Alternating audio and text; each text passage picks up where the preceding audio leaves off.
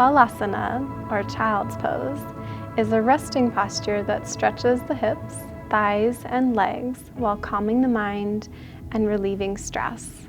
We'll start kneeling, and then you'll want to turn to face the forward part of the mat. There are two different versions of Balasana. The first is to let the legs go wide, so your knees are wider than the hips, but the big toes are touching behind you. You'll walk the arms forward as far as you can get them while keeping the pelvis hitting the heels, and then it's forehead that drops down to the ground. For those of you that have really tight shoulders, this might be a challenging posture. So for you, I would recommend bringing thighs together, knees to touch, and then it's again forehead down to the ground, but this time arms stretch back behind you. And for those of you who have tight hips, the other thing that you can do in either one of those versions is to take a bolster, a meditation cushion, a blanket, even a block, but oftentimes something that's softer is more helpful.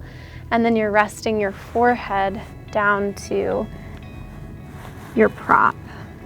And then in child's pose, you are just breathing. It's such a great posture to focus on Ujjayi breath because you're in this little cocoon.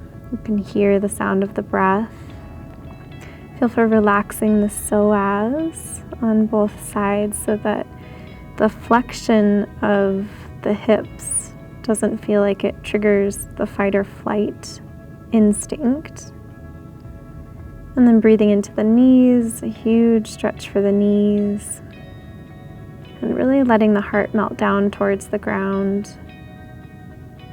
And then to come out of child's pose, you're just keeping the hips rooting down to the heels, slowly lifting the torso back up. You can squeeze the thighs together if knees are apart. And then you're returning to a seated position. If you want to go deeper, add prana mudra to the pose, which elicits our life force, or prana, and activates the root chakra, offering a calming preparation for the pose. So for this mudra, in both hands, you're having the tip of the thumb, ring, and baby finger touching. The other two fingers stay outstretched. In this mudra, I would recommend letting the hands rest right onto the thighs, keeping the torso long. You can close the eyes down. And then really focusing on the breath in prana mudra.